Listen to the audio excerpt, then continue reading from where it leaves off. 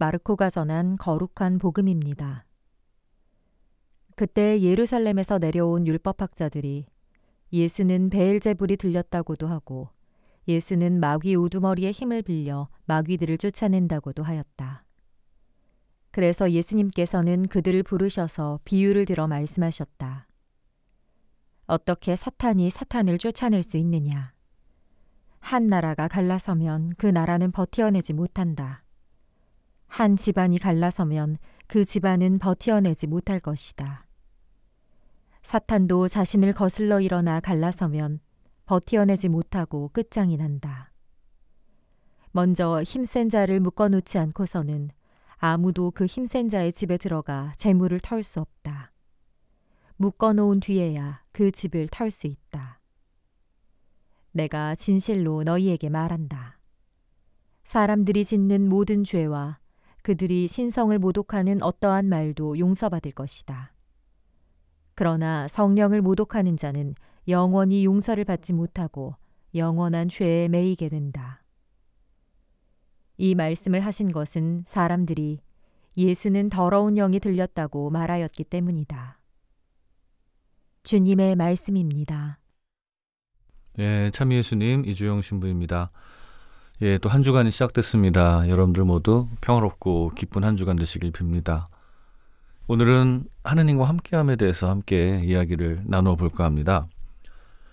오늘 복음에서 성령을 모독하는 죄는 용서받지 못한다 이런 얘기 있는데요. 여러분들 어떻게 생각하십니까? 먼저 좀 복음의 상황을 살펴볼 필요가 있겠습니다. 안식일이었는데 예수님께서 그 병자들 치유하셨잖아요. 그리고 마귀들도 내쫓으셨고 그런 일들을 이렇게 보여주셨는데 뭐 당시의 의료 상황이나 여러 가지 사람들의 그 궁핍함 처지를 이렇게 봤을 때 참 예수님의 그 어떤 기적 같은 것들은 굉장히 참 눈물겨운 것이었을 겁니다.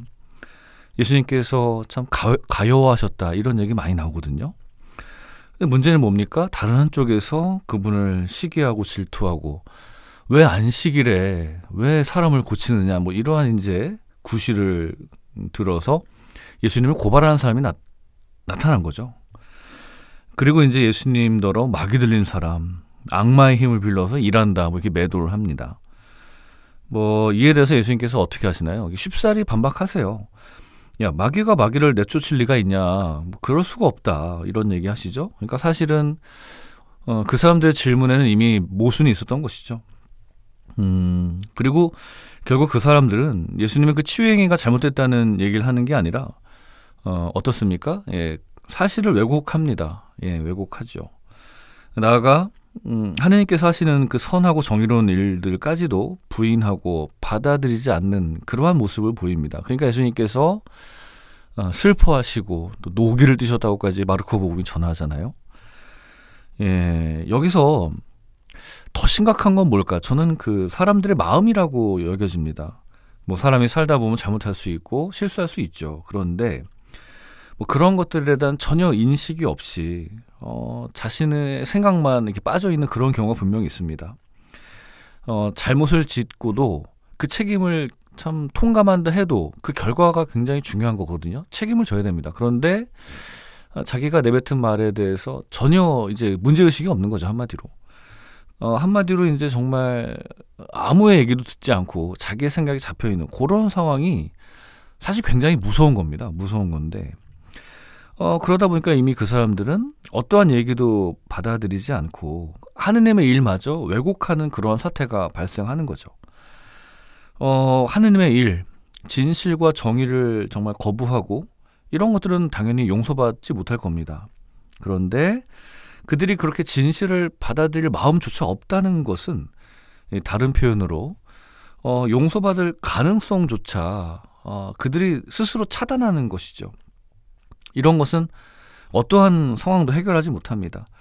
자기 스스로 그런 감옥을 만들어서 있는 거죠. 예, 모든 걸 거부하기 때문에.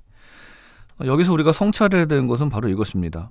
우리 역시 그렇게 진실을 왜곡하고 하느님을 거부할 때가 많다는 것이죠. 우리 스스로. 누가 시켜서가 아니라. 누군가를 오해하고 미워하고 함부로 단죄하고 심판하고 얼마나 많습니까? 객관적 사실이 아니라 주관적 판단에 의해서 나쁜 상상과 분노로 다른 사람들을 단죄할 때가 얼마나 많습니까? 그럴 때 하느님이 보일 리가 없습니다. 정말 그런 상황에서 우리는 하느님을 만날 수 없습니다. 그러므로 우리는 하느님을 만나기 위해서 정말 진실과 어떤 정의로움에 마음을 열고 하느님 말씀에 겸손하게 순명하는 그러한 태도가 필요한 것이죠. 그런 하루가 우리가 됐으면 좋겠습니다. 세상은 지나가고 세상의 욕망도 지나갑니다. 그러나 하느님의 뜻을 실천하는 사람은 영원히 남습니다. 아멘.